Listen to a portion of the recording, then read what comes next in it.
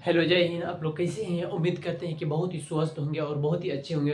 तो आज जो है आप जो नाक मुंह झाँप के जो भागते हैं डस्ट को देख के या धुआं को देख के भागते हैं, कौन सा रोग हो जाता है, आखिर क्यों ऐसा परहेज करना पड़ता है, क्या इसका इलाज नहीं है, सारी चीज़ के बारे में देखेंगे। तो सबसे पहले नाम जानिए, हेडिंग जानिए। ऊपर में लिखा हुआ क्या है? अस्थमा लिखा हुआ। क्या इसका नाम क्या है? अस्थमा। इसको हिंदी में गाँव का भाषा में क्या कहेंगे? दम्मा कहते हैं। क्या दम्मा या अस्थमा? अस्थमा मेडिकल भाषा में कहेंगे अस्थमा, या तो हम गांव का भाषा में दम्मा कहेंगे। यह एक दिन में होने वाला नहीं है डिजीज, यह साल साल लेगा, 6 महीना, 2 साल, 5 साल, इसी तरीके से टाइम लेके होगा। यह मेनली क्रोनिक डिजीज है, इसीलिए इसको क्या कहते हैं? Chronic disease. मतलब लंबे समय लेगा। क्या होगा? लंबे समय लेगा।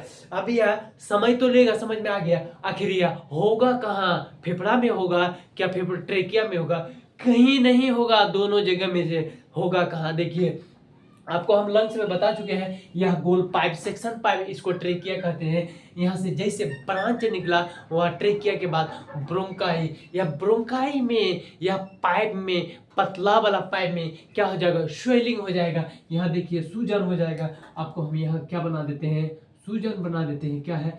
सूजन। उधर से सूजन, इधर से सूजन, दोनों साइड से सूजन। मतलब पाइप जो दोनों साइड से घेरा गया तो क्या हो जाएगा? नेरो हो जाएगा। अब पहले अगर ओरिजिनल इतना था तो अगर दोनों तो साइड से घेरा जाएगा तो इतना पतला हो जाएगा, तो सांस लेने में कठिनाई होगा। आवाज उस टाइम क्या, सांस लीजिएगा आप कस के तो क्या एक सीटी जैसा, बांसी जिसको बांसुरी कहते हैं, बांसुरी जैसा आवाज आएगा। उसके बाद ब्रोंकाई में होगा।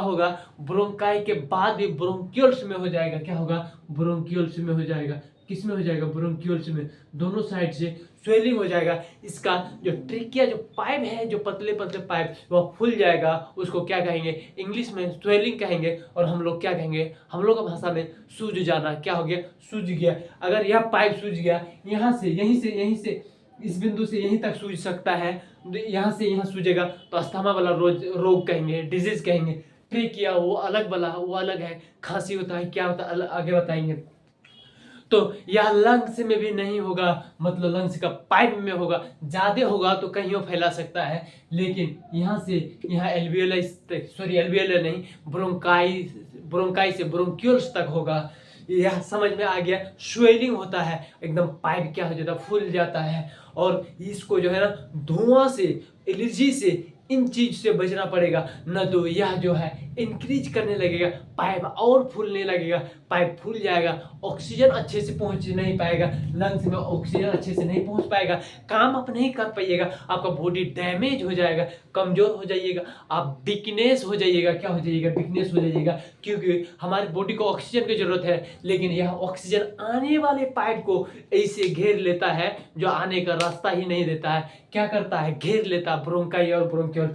तो देखते हैं इसका काउज, आखिर होने का कारण क्या है, आखिर किस चीज से हम दूर नहीं हटते हैं, किस चीज से परहेज नहीं कर पाते हैं, इसकी वजह से इतना खतरनाक जानलेवा डिजीज। कभी तड़पते हुए देखिएगा इसका, जब सांस फूलने लगेगा तो उस टाइम बहुत लोग सांस रोक भी लेता है, तो ऑक्सीजन का सिलेंडर आपको बांध के लेके चलना पड़ता है। क्या करना पड़ता है? ऑक्सीजन के सिलेंडर लेके बांध के चलना पड़ता है। अब नहीं, आप इसका परहेज कीजिए। और इनहेलर दवाई क्या है वह भी बताएंगे। तो काउज, इसका कारण देखिए। इसका कारण मुख्य कारण क्या है? सबसे पहला डस्ट, या तो स्मोकिंग, आप कोई भी धुआं या तो पीने के लिए लेते हैं, या तो गाड़ी वाला, या कोई भी तरीके से प्रदूषण हो, जिसको क्या कहते हैं? प्रदूषण अगर आप लेते हैं तो आपके अंदर क्या होगा? आपके अंदर अस्थमा हो जाएगा।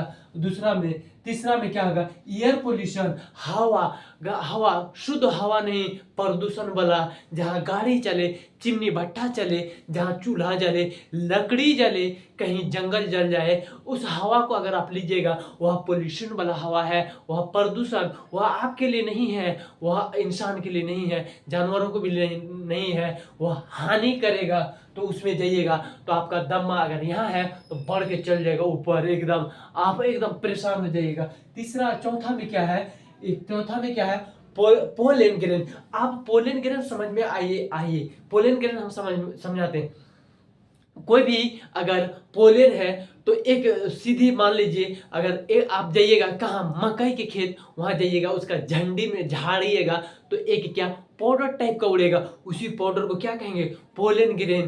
क्या पोलन ग्रेन, वही फर्टिलाइज करता है, वही क्या करता है, मक्का पैदा करता है, उसी से बीज तैयार होता है। क्या वही पोलन है, पोलन सीधे मान लीजिए वह एक पाउडर है। पाउडर क्या है, पाउडर है जो झाड़ते हैं तो उड़ता है, किसके, कोई भी फल, का भी देखिएगा जब स्टार्टिंग मतलब जब उस क्या फल आने वाला है, गेहूं आने वाला है, उस टाइम देखिएगा क्या वह उसमें भी पाउडर रहेगा, धान में भी रहेगा।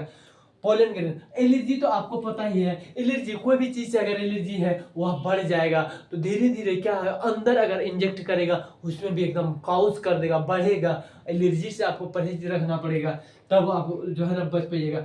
कोल्ड ईयर मतलब ठंडे हवा, ठंडी पड़ रहा है, 15 डिग्री में टेम्परेचर चलाया, 5 डिग्री माइनस चलाया, 0 डिग्री चलाया, आप उसी में दौड़ रहे हैं, उसी में काम कर रहे हैं, उसी में आप क्या कर रहे हैं, सर्वाइव कर रहे हैं, उसी में आप ड्यूटी कर रहे हैं। क्या आ रहा है, आपका कोल्ड हवा आ रहा है, क्या आपका क्षमता नहीं है वहाँ एल्वियोलाई ब्रोंकाई में क्या करने के लिए, उसको फिल्टर करने के लिए, डायरेक्ट कहाँ ब्रोंकाई में आएगा, उसको इन्फेक्शन क्या करेगा, इंक्रीज बढ़ा देगा, ऊपर कर देगा, आपका सांस फूलने लगेगा, आप परेशान हो जाइएगा।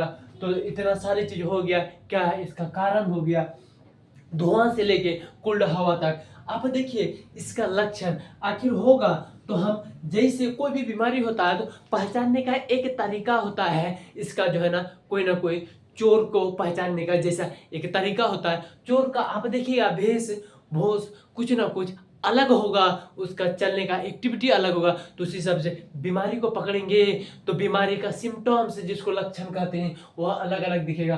तो डिफिकल्ट, सांस लेने में कठिनाई से सीना पकड़ेगा, जकड़ेगा, आप अच्छे से सांस नहीं लेगा। इसी तरीके से हम जैसे किए हैं ना प्रैक्टिकल दिखाए वैसे कीजिएगा।